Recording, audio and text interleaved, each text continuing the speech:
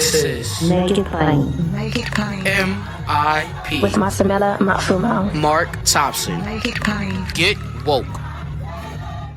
Once again, the most popular segment on Make It Plain features the most popular podcast in the world, the host of it at least, The Brief.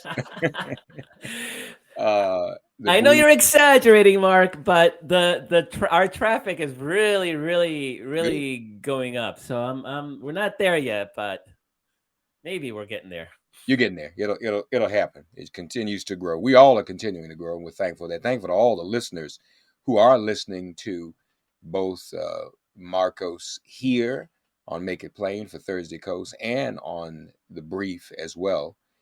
And of course, he is the founder of dailycoast.com and of civics.com with a Q. He has been writing prolifically every week in his own space, on his own space at Daily Coast, of course, on Ukraine. And we're happy to get an update from him once again this week. Marcos, how are you, buddy? I'm doing great, thank you. How are you doing? I'm good. Even though it's still cold, I envy you. But you all get cool out there too, so maybe I shouldn't envy you because I don't know what the weather is out there. It's cold here on the East Coast, man. It's all relative. So if it's in the 50s, it's cold, and it's in the 50s, so it's cold. So we're both cold. You're cold too. Okay. I'm not cold. I'm from Chicago, but everybody around here. You are. Yeah. No, yeah. I learned that winter was optional. I never knew. Turns out winter's optional. Well, what is now less optional for our friends in the Ukraine? They asked for more weapons, and the U.S. is coming through. Correct? Yeah. There's I've been sort of triggered the last couple of weeks because there's a sort of underlying current that nobody's helping the Ukraine. They're not getting enough. It's not getting there fast enough. Nobody wants to help. And the reality is actually that Ukraine is where it's at. One, because of its very motivated, capable fighters and its populace, very resilient populace. Yes, number one. And number two, and probably 3, 4, 5, 6, 7, 8, 9, 10. But they still wouldn't be where they are today had they not gotten massive weapons shipments from the West, right? So the argument, and a lot of it is fueled by Ukrainian President Volodymyr Zelensky, right? Who's like, the West isn't sending arms. The West isn't sending arms. He's a cheerleader. He's doing what he needs to do to like get people light a fire, right? He's doing what he's supposed to do. But if you look at what's happening on the ground, the West, and particularly the United States and Britain, mostly, but also Canada, to a large extent, Poland and others, have funneled huge amounts of anti-tank, anti-plane missiles, body armor, helmets. Body armor and helmets are so not sexy. It's not a big freaking plane. It saves lives.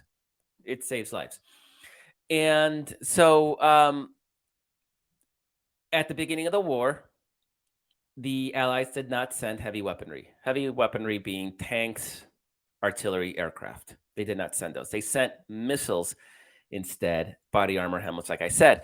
It was a different war at the beginning, right? They were trying to resist this sort of blitzkrieg coming in.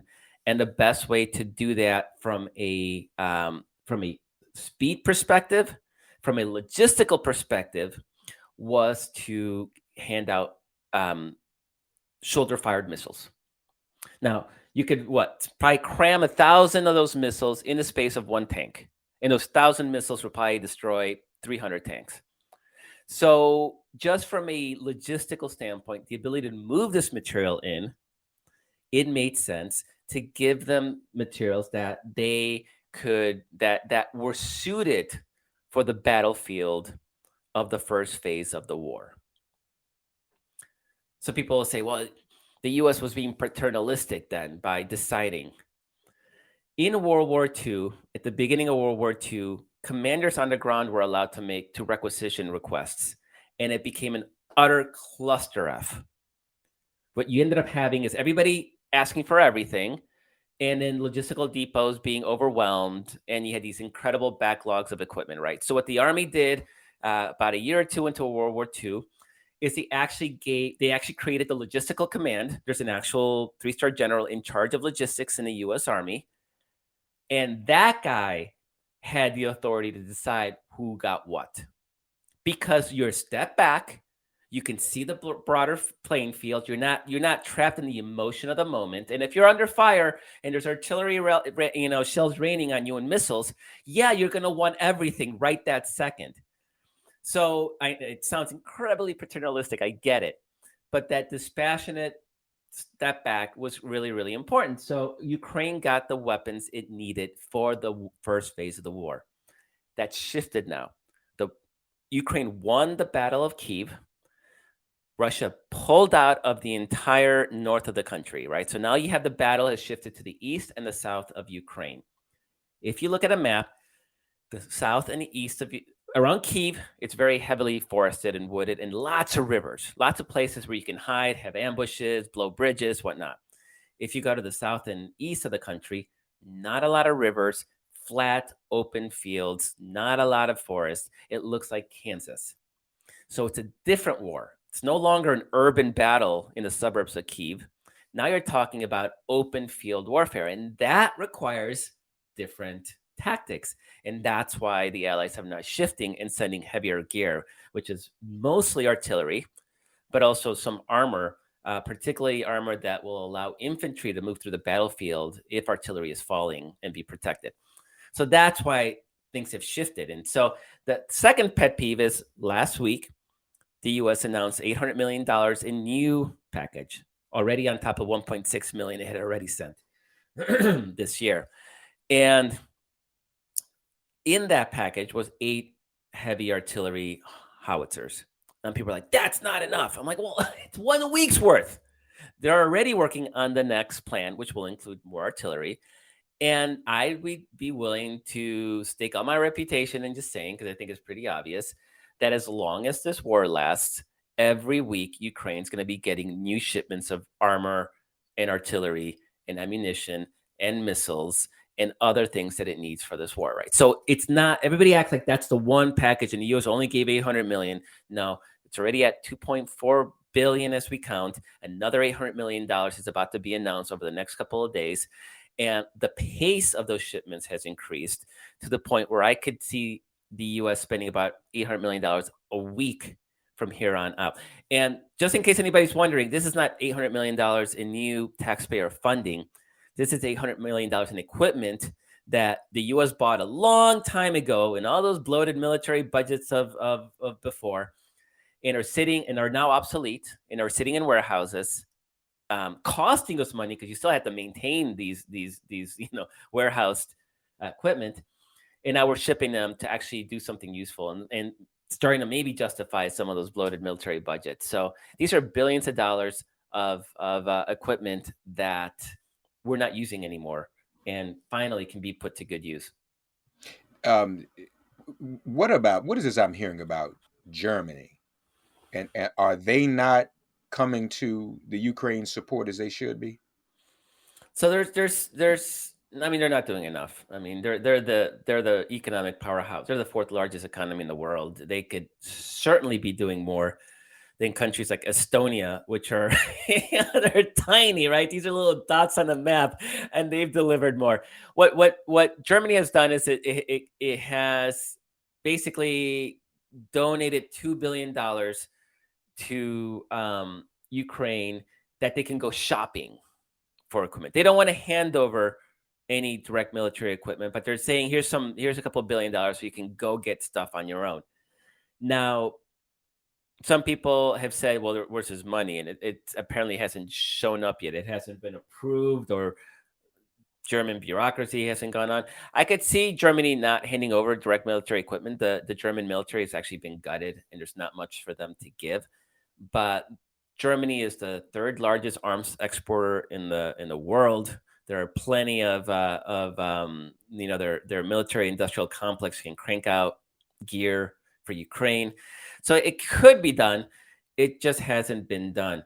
So now that said, there's no doubt that when the war is over, that Germany will take the lead in rebuilding Ukraine. I think Germany feels comfortable with that.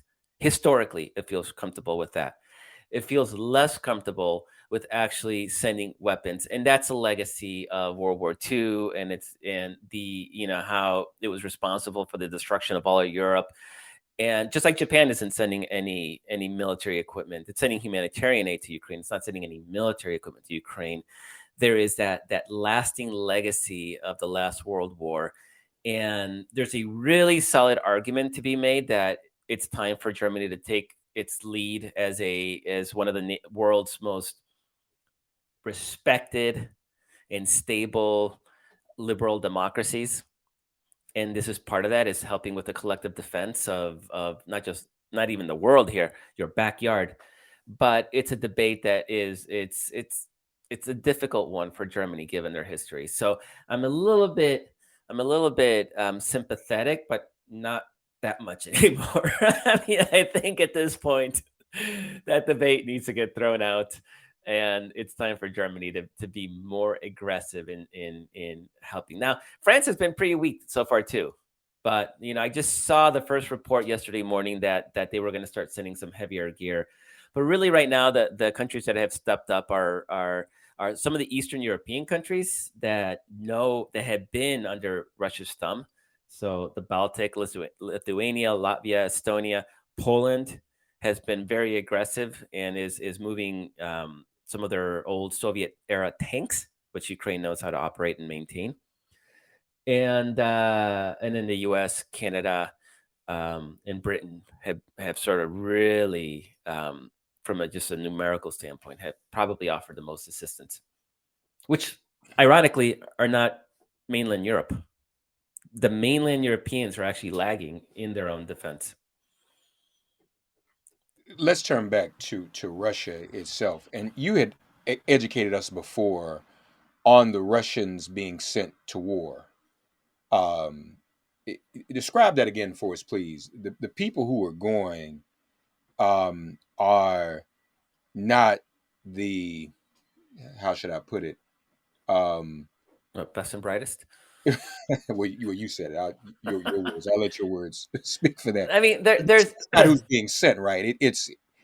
And aren't people being sent, part of a class that is looked upon in a less favorable light? Yeah, I mean, one of the most amazing statistics of the war. The BBC looked through all the death notices in newspapers around Russia, right? And there's several thousand, and they could not find a single one from Moscow, the Moscow region, the oblast. Not a single Muscovite has been confirmed killed in Ukraine. Most of them are from the hinterlands, from poor areas where there is not only are there no economic opportunities. I mean, this is developing world standards. No paved roads, sort of thing.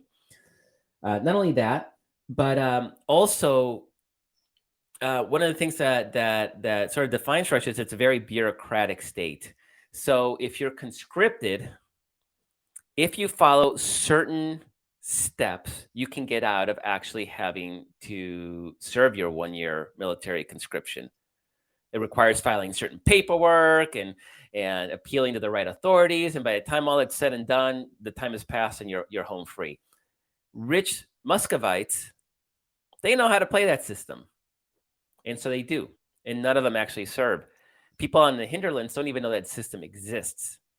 So just like it's the story of the world, right, Mark? It's never the rich and powerful that are fighting these wars. And it's just in the case. And if you look at pictures of the dead, of Russian dead from like these death notices, they're Asian. They're from Siberia. They're from Kamchatka. They're Chechens. They're Central Asian Russian republics. And it's kind of, I mean, the officers, they'll be white. They're They're definitely, from the more ethnic Russian parts of Russia. But most of the dying and the conscripts are they're not ethnic Russians doing most of that dying. And but it also means that they don't get trained, morale is low, they don't understand why they're there. If you're sitting there going like, rah rah, we're doing it for Russia, and you don't feel like you're part of Russia, you're one of these sort of remote republics that are sort of forgotten and ignored. That doesn't maybe resonate as clearly with you. There's a lot of forced conscription going on in the Russian areas, Russian-held areas in Ukraine, and those are, I mean, it is every day. There's video of some massacre of them because they don't know what they're doing, so they'd be huddled behind a wall, and a Ukrainian just drops a grenade, and boom, 6 of them are dead because they don't know anything. Like, they literally get picked up off the street, get thrown into combat. Some of them don't even have rifles. I mean, it is barbaric how Russia treats human life. And you would expect, they do that to the enemy. But when you can't even pick up your own dead after a firefight, you can't bury them. When you let the family know with a phone call instead of actually showing up in person to let them know. I mean, these are not marks of a civilized, compassionate society. It's one that's harsh and dark and bleak. And I try not to be bigoted against people, but it's Russia tests me. It really, really tests me.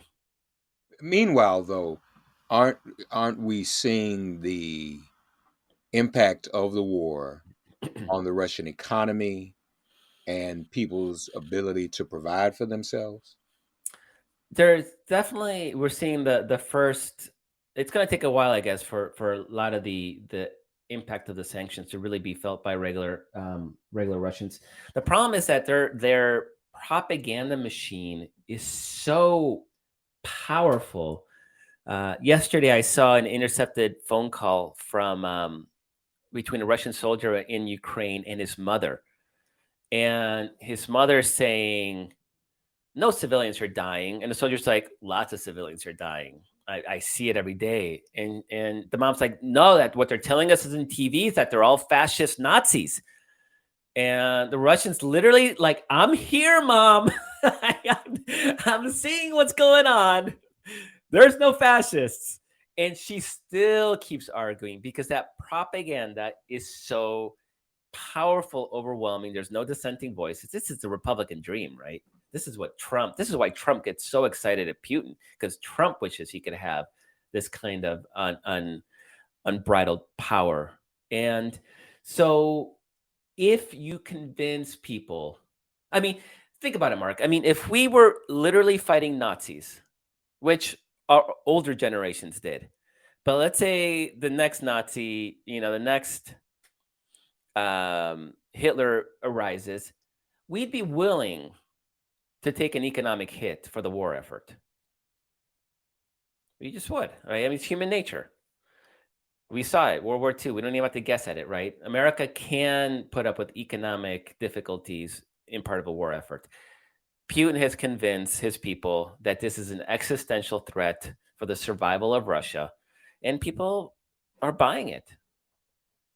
So the economic pain, I don't see it, at least in a short to midterm. I don't see it having as much of an impact on the outcome of the war, just because people are so, I mean, their brains are mush right now. More MIP right after this.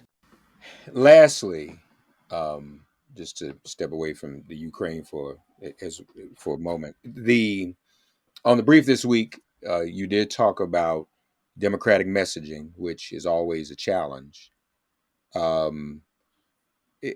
Did you get any indication? And I know you spoke with Way to Win's Jennifer Fernandez Ancona. And again, we invite you all to listen to the brief, download it wherever you get your podcasts, just like this one. You get any indication that Democrats are going to get their act together and salvage whatever chances are left in these midterms? Ooh, I mean, I'm sorry, did I we, sound pessimistic? I'm sorry. we have never seen Republicans get their, I mean, sorry, Democrats get their act together on messaging. So I would hold my breath now. Jennifer, though, she is a messaging guru, and she's done a lot of polling and focus group testing, and she has found that the best message to both motivate liberal voters and to also deactivate conservative ones basically is you go positive and assert your values.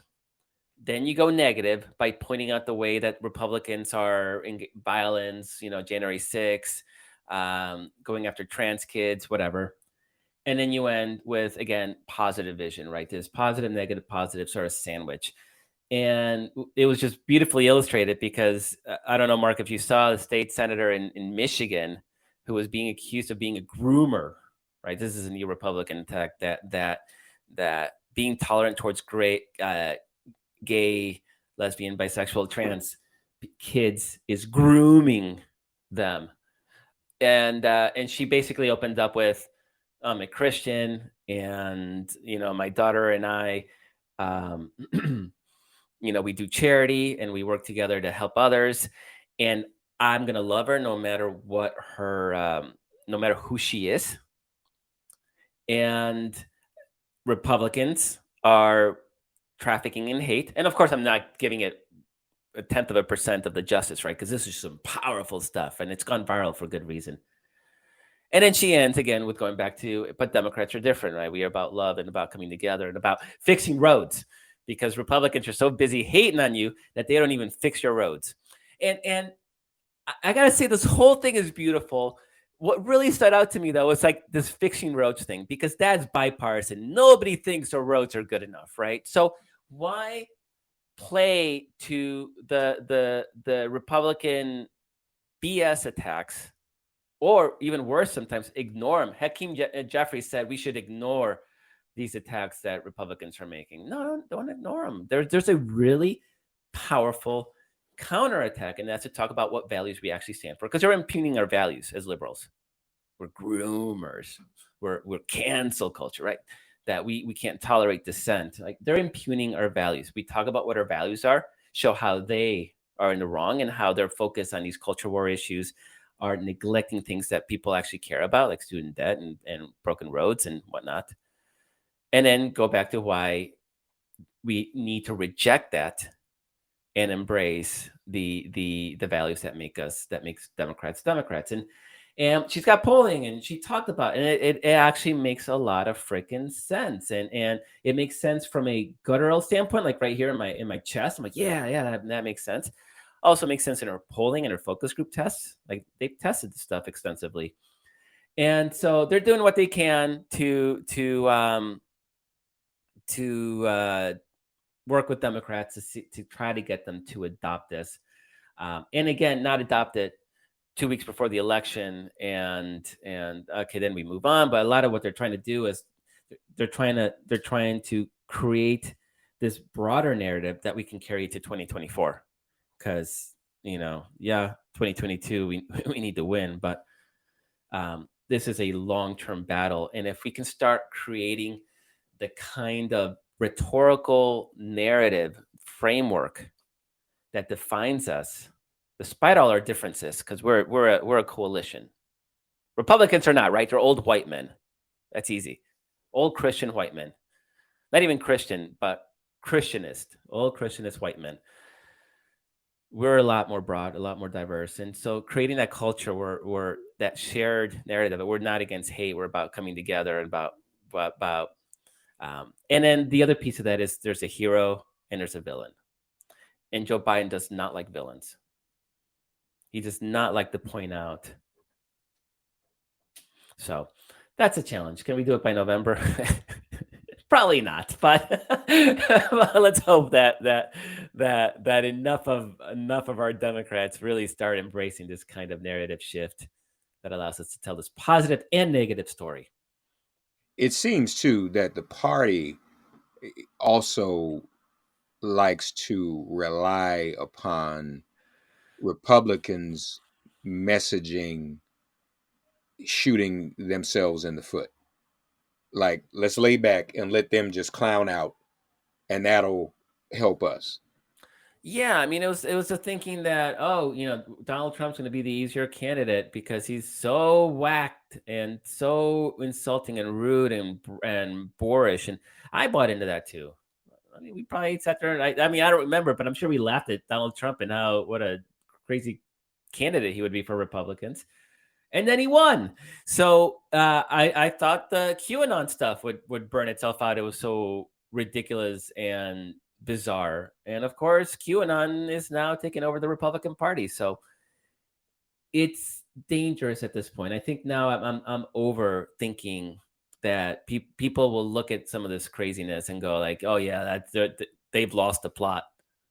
Let's no, they don't, because nobody's pushing back and saying this is losing the plot. But also, and this is where I love that viral speech by that Michigan state senator is tying it into things that people actually care about. Because in the end, do they really care about trans women in sports? Like, does that really affect 99.9999999% of? No, of course it doesn't. But by bringing in broken roads, oh yeah, why aren't they focused on that instead? That's what you want them to do. That's what you want Democrats to do. Is you want people to think, why are Republicans talking about a Honduran caravan when my streets are broken? Yeah, no, that's a good point. So I guess the question is Biden's doing a good job with Ukraine? Yeah.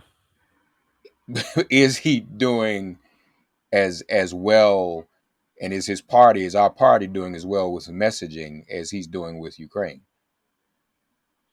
I mean, we see hints of it. Okay. So I don't want to be totally negative. We see hints of him being a little more aggressive or calling out Republicans for obstructing this or that.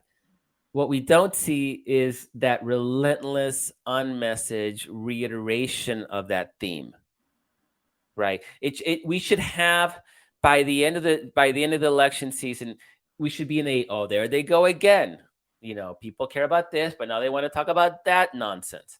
Like, we need to build that narrative framework so everything plugs in to the positive story, the villain, and then the hero.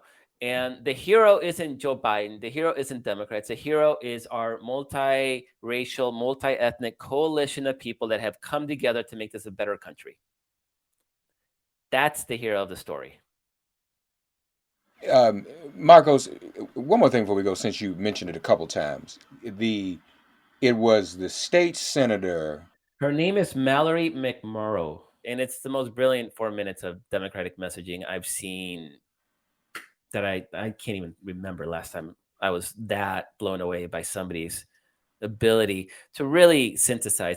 And it really fit this messaging, Jennifer Fernandez Ancona, her messaging framework, not because the state senator knew what Jennifer was doing, right? It's just, I think the state senator instinctively gets what all this research is finally telling us.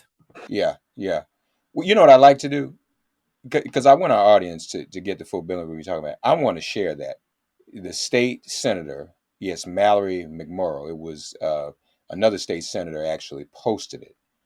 But I want to give our audience the benefit of hearing this. And this is what we mean by messaging, folks. Let's take wait, Mark, before you go, the context again is that she was defending right.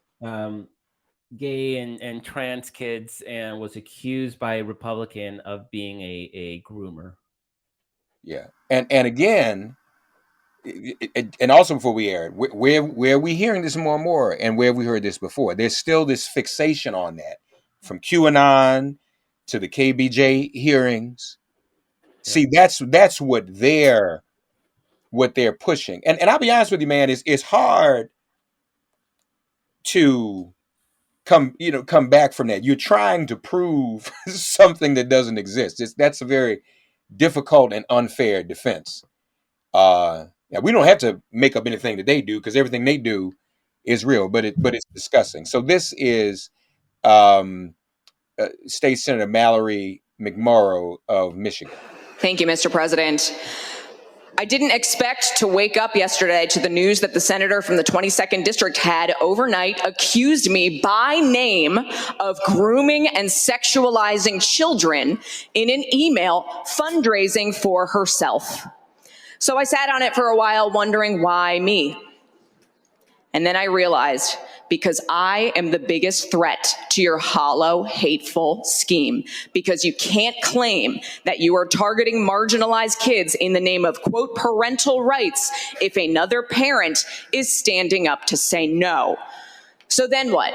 Then you dehumanize and marginalize me. You say that I'm one of them. You say she's a groomer. She supports pedophilia. She wants children to believe that they were responsible for slavery and to feel bad about themselves because they're white. Well, here's a little bit of background about who I really am. Growing up, my family was very active in our church. I sang in the choir. My mom taught CCD. One day, our priest called a meeting with my mom and told her that she was not living up to the church's expectations and that she was disappointing. My mom asked why. Among other reasons, she was told it was because she was divorced and because the priest didn't see her at Mass every Sunday. So where was my mom on Sundays? She was at the soup kitchen with me. My mom taught me at a very young age that Christianity and faith was about being part of a community, about recognizing our privilege and blessings and doing what we can to be of service to others, especially people who are marginalized, targeted, and who had less, often unfairly. I learned that service was far more important than performative nonsense like being seen in the same pew every Sunday or writing Christian in your Twitter bio and using that as a shield to target and marginalize already marginalized people. I also stand on the shoulders of people like Father Ted Hesburgh, the longtime president of the University of Notre Dame, who was active in the civil rights movement, who recognized his power and privilege as a white man, a faith leader, and the head of an influential and well-respected institution, and who saw Black people in this country being targeted and discriminated against and beaten, and reached out to lock arms with Dr. Martin Luther King Jr. when he was alive, when it was unpopular and risky, and marching alongside them to say, "We've got you," to offer protection and service and allyship to try to right the wrongs and fix injustice in the world. So who am I? I am a straight, white, Christian, married, suburban mom who knows that the very notion that learning about slavery or redlining or systemic racism somehow means that children are being taught to feel bad or hate themselves because they are white is absolute nonsense. No child alive today is responsible for slavery. No one in this room is responsible for slavery. But each and every single one of us bears responsibility for writing the next chapter of history. Each and every single one of us decides what happens next and how we respond to history and the world around us. We are not responsible for the past. We also cannot change the past. We can't pretend that it didn't happen or deny people their very right to exist. I am a straight, white, Christian, married, suburban mom. I want my daughter to know that she is loved, supported, and seen for whoever she becomes. I want her to be curious, empathetic, and kind. People who are different are not the reason that our roads are in bad shape after decades of disinvestment, or that healthcare costs are too high, or that teachers are leaving the profession. I want every child in this state to feel seen, heard, and supported, not marginalized and targeted because they are not straight, white, and Christian. We cannot let hateful people tell you otherwise, to scapegoat and deflect from the fact that they are not doing anything to fix the real issues that impact people's lives. And I know that hate will only win if people like me stand by and let it happen. So I want to be very clear right now. Call me whatever you want. I hope you brought in a few dollars. I hope it made you sleep good last night. I know who I am. I know what faith and service means and what it calls for in this moment. We will not let hate win. That was Michigan State Senator Mallory McMorrow. And if that's not a message, taking a positive, that's the sandwich, Marcos, taking the positive, the negative, and making the positive. If that's not a message, I don't know what is. Subscribe to dailycoast.com. Follow The Brief wherever you get your podcasts. Thanks, Marcos. Thanks for getting woke and listening to Make It Plain. As always, perform an act of kindness on behalf of an elder or young person. Write a letter to a sister brother who just so happens to find her or himself incarcerated. Offer libations to the ancestors upon whose sturdy shoulders we all now stand. And above all, give thanks to the God of your understanding by whatever name you call her and him. All God asks of us is that we give each other love. Thanks for giving MIP love. And please remember to subscribe and give us a 5-star rating. If all hearts and minds are clear, it has been made plain.